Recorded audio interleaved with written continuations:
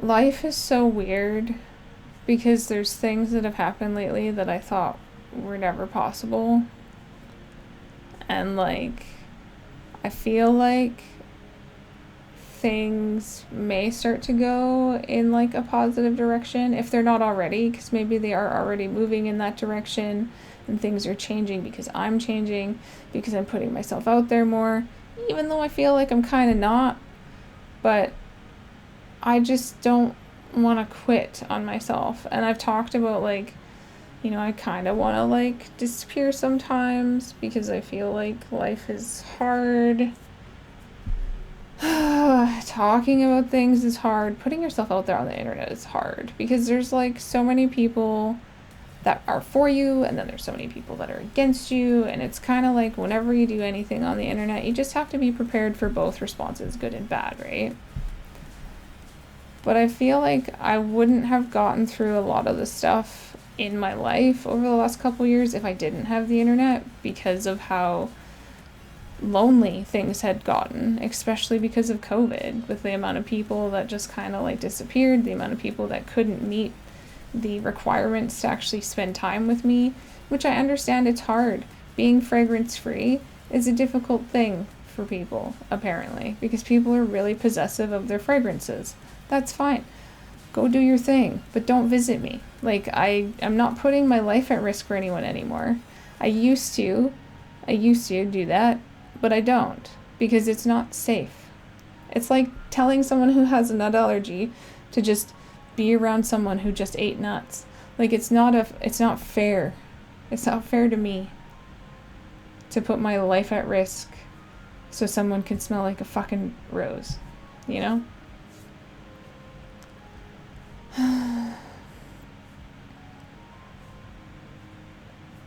I really want to work on my goals. I really want to get to a place where I feel like I have hit a level of success for myself, that I can support myself, take care of myself in various ways, so that I don't have to try or rely on other people. Because in reality, for me, when I have tried to rely on people, they leave. And if I'm met with people that are supportive and that are healthy for me, I have run away from them. And you know who you are. And I don't think they watch my videos, which is fine. But they know who they are in my life. And I have run away from them because they have been supportive. And I'm like, oh, this is scary, like, why do you want me to do the things? What do you mean you think I should do the thing? Like the person that sent me the application for the documentary thing, and then I ended up getting it. If she wouldn't have sent that to me, I wouldn't have gotten the grant, I wouldn't have made the documentary, right? But she's supportive, and she's been there. And like, we don't have to talk all of the time, like every day or whatever.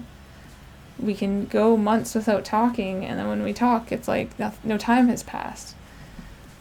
But it's like taking those people that are supportive and bolstering yourself with supportive people, I think, is what's going to help you get to where you want to be. Because if you have friends in your life that laugh at you, or tell you can't do something, and you value their opinion, that's going to cut you deep, right? It's going to maybe stop you from doing or going forward with some sort of idea, some sort of job, going to school, maybe having a certain partner. It's like, we ask our friends things because we want that support or that conversation so that we can sort things out, right?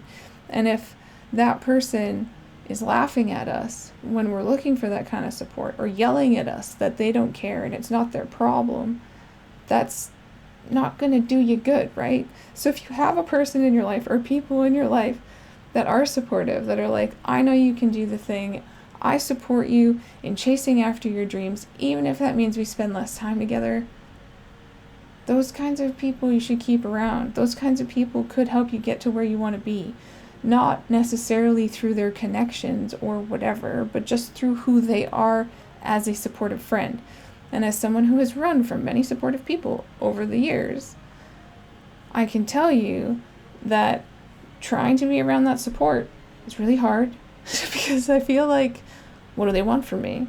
Are they, eventually gonna not be supportive, or is it a facade, but some of these people I have known for many years, and we don't talk for really long periods of time, and then when we do talk, I'm like, okay, yeah, I feel that fire light up inside of me again, and I'm like, yes, I can do the thing. But then I get in my own head, and then there's all of those other voices, which are not mine, that are telling me I can't, that are laughing at me and pointing at me and telling me I can't do stuff. I'll never get a house, I'll never, be able to support myself, and all of this garbage. And it's turning those voices off. It's recognizing whose voices those are, realizing that those voices are not your own, and knowing that maybe that person is a parent or a sibling or someone you may even call your best friend. If they are not being supportive, then why are you keeping them in such close proximity? Why are you not limiting your time with those people, if that makes sense? Because for me, I know after being with someone for a while and them saying they were supportive, and then a few months later, all they were doing was telling me that people are going to laugh at me, no one's going to take me seriously, I'm not actually going to get to where I want to be. And I was like, wait, this isn't my voice, this is them, because they think they can't do those things. They think and believe that they are incapable of getting to that point. And if you want to have a different kind of life, you cannot live like everyone else. And I already don't live like everyone else, because I spend a lot of time in a cave that I live in. So, I spend a lot of time secluded. And sometimes that seclusion is bad because of, like I said, those other people's voices will be like, you can't do it, you do it, blah, blah, blah, you're worthless, all this kind of garbage. And it's like, you know what, I'm not. I'm not those things that they say I am, because they're projecting their own emotions onto me, trying to convince me that that is me, because they have not healed their shit, they have not dealt with their trauma, and they're telling me that is me when that is them. I am worthy of loving myself, of treating myself good, of allowing myself to chase after whatever, even if that means it'll never happen, but I will never quit. And me not quitting on myself or on my dreams is vital to me. Some days I wake up and I see that follow your dreams sign and I want to break it, because I feel like I'm in the same spot again. And I feel like I'm not getting anywhere. And the last month or two, because I haven't really had classes, it's been kind of bad, because I'm getting in my head. I'm not scanning the drawings that I did to make the coloring books. I'm not writing. I'm not doing anything with my scripts. There's just all of this stuff that I want to do, but I'm not doing them because I'm allowing those other voices to win. And I know that. And by voices, I mean other people. And those people aren't even in my life anymore. But they tried to condition me, I wouldn't say tried, I think they did condition me, to believe that I wasn't worth anything, to believe that I wouldn't get anywhere, to believe I was a bad person. I try my best to not be a shitty person, and I know I've hurt people, and I've been unkind, but I'm not that person anymore. And when I was doing those things, it's because I was projecting my trauma onto other people, and that's why I went to therapy, was to fix that, so that I don't leave people worse off than I found them, because I want to leave people better off than I found them. But constantly working on myself and being addicted to self-improvement, if other people around me are not doing that, if they're not doing the therapy, and if they're not working on themselves, if they're not trying to improve their mindset, it's harder to be around them. Because we stagnate. We do stagnate as people if we're not working on ourselves, if we're not looking into ourselves and encouraging ourselves. And that's why encouraging myself, when I started doing that, I started to notice other people were doing it too. I was so lost in trauma and in relationships where people treated me poorly. They were abusive, they were unkind, they made me feel like I wasn't worth anything. But on the outside of that and being past that stuff, I see that stuff now. I see all the flags now that were there. I see all of the lies and the manipulation and the cultivation of abuse.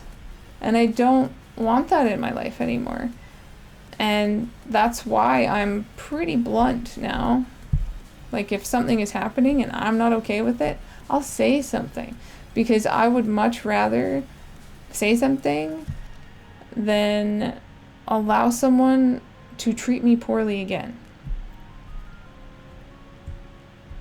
Relationships in general are hard, whether it's a friendship, a relationship with your parent, your sibling, a spouse, spouses. Like, you have to work on yourself if you want things to be different. You have to think differently if you want your life to be different. And not being in school has definitely given me a lot more time to think, which I'm not the biggest fan of. I would prefer to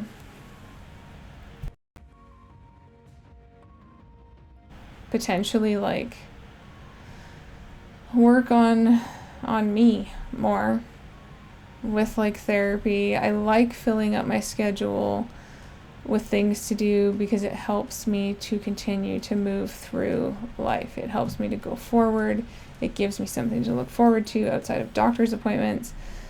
It's why I stream, but sometimes I feel like streaming may not be for me just because it's like it does take up time, and I think maybe streaming 4 days a week is something I'm not going to do anymore. I think I might go to 2 days out of the week because I just need to put more eggs in other baskets for things that are not social media related.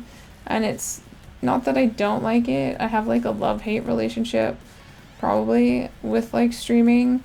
Because some days I feel like, yeah, okay, I can do this, and then I'm good, and then other days I'm so depressed that when I'm on, I'm like, why am I doing this, you know, like, why am I streaming while I'm depressed?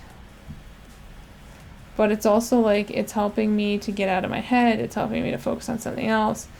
It's like school does that for me too, and who knows, maybe I'll just be a student for the rest of my life, which I would be fine with. I love learning. But it all comes back to the things that we tell ourselves. If we're constantly calling ourselves names because other people called us names for, I don't know, maybe the majority of your life, or like people in relationships, or both, or friends, or all three, then you need to source out whose voice that is and quiet it and listen to your own voice. Because if you're talking about yourself negatively every time you do something, that negative word is going to linger. You're going to hear it. You're going to start think that about yourself. You're going to dwell on it. And that's not going to help you. If you view yourself as a better person, or I'm getting better, or I'm trying harder, you know, I didn't get everything done I wanted to get done today, but I'm trying, and just, you know, make a list. I make these lists and I'm like, okay, I'm going to go through the list. And sometimes I only get one thing done on the list in a day. Other times I'll bang out a bunch of things on the list. But it's noticing that if I write it down, I'm more inclined to do it because I can see it and it helps me remember to do it. And I do have some sort of damage to my brain from being with abusive people because of conditioning and because of abuse. And I know that, and that impairs my memory. Because CPTSD is a bitch. But reminding myself, hey, you did this one thing today. Hey, you did this one thing that day. You know, like, you're not just not doing things, you're actually doing things, and you're moving forward. Even if it's at a turtle's pace, you're still fucking moving forward. And yeah, it's hard. Like, don't get me wrong, it's hard to work on things. It's hard to continue to do things in life in general sometimes, but I know, I feel, I know that I feel I have a purpose, and I feel like that purpose is bigger than myself. And I think that's why I keep putting myself out there, because I want to see change in the world, and I want to see positive change in the world. And I feel like there's just so much negativity in the world, and there's so much cancel culture related stuff that happens where people make one bad choice and then their entire life is ruined. And I think that kind of stuff is just like, it is what it is. It's the day and age that we're living in. But it's like this obsession, I feel like it's an obsession for people online to just find one thing and then try to like destroy other people. And I don't like that about society. Yes, some people have done wrong and they do need to be criminally charged. I understand that. I'm not saying that, like, I'm not condoning or condemning or anything with that statement, but it's just like, I feel like this need to treat people like shit is so prevalent on the internet that it's fucking disgusting to me, to the point where sometimes I don't even want to make content anymore, because I feel like, what is the point if some, I don't know, teenager or adult is going to sit there and fucking comment nasty shit on someone's video? For what purpose? To try to make themselves feel better? Like, that's just projecting. That's causing harm. Why are we doing it? Like, be better, people. Like, it doesn't make sense to me. It doesn't. So I just think that if people were more supportive of one another, and if people knew what kind of, I don't know, love language or whatever you want to call it, they needed, I think the world would be a better place, because people would be able to understand one another and where they're coming from. And I don't know, maybe life wouldn't be so stressful and filled with anxiety and depression, because whatever one person wants, they project it onto another person. Or if the other person isn't meeting their needs because they can't read their fucking mind, they're just going to treat them like shit. Or just that whole idea of, like, you know, not wanting to work on yourself because, oh, you just don't want to. And then because you don't want to, you're actually going to project your issues on someone else, whether you believe it or not. You will. Because if you were, say, I don't know, abused by a family member or a friend, especially at a young age, and you don't deal with that, your young, malleable brain, very moldable, is used to a certain kind of treatment, and then you may not think you deserve something outside of that, and then that's why you go to therapy, is to heal those wounds that you have from when you were a child, so that you can keep that with you to some degree, but also not hurt others along the way. Because traumatized people can traumatize other people if they don't get help. And they can also start to, if they aren't already, become a narcissist. Because if they're not dealing with their issues and they're looking for someone else to either, I don't know, fix it for them or whatever, or they get called out on said issue and it's like, hey, you're being an asshole, or you're being abusive with what you're doing to me or to someone else, and like, I don't like that kind of behavior, I think you need to get help, and then they lose their shit on you or me or whatever, that just goes to show that they are dysregulated and they need therapy. Like, therapy is not a bad thing. It's really not. It's actually a really good thing that can help you, and it can help a lot of other people too. And I think everyone should go to therapy. I really do. Because once you find that therapist, and it's kind of like you gotta shop around. You can't just like go to one therapist and be like, one session in and, oh, it didn't work. It's like, it's years of work, years and years of work. Because for me, I have been in therapy on and off since I was diagnosed with cancer in 2008. And I am still learning things about myself. I am recognizing patterns of behavior that I do not like self-sabotage. I don't like that. I don't want to do that. I do it with a lot of things. And it bothers me that I do that. And I know it bothers people around me that I do that, because it hurts them. And I don't want to do that. So, went to therapy, working on it, getting through it, realizing when I'm doing it and stopping doing it and discussing it with that person, being like, hey, I'm self-sabotaging. I told people the last month, hey, I know that you are good for me and I avoid you.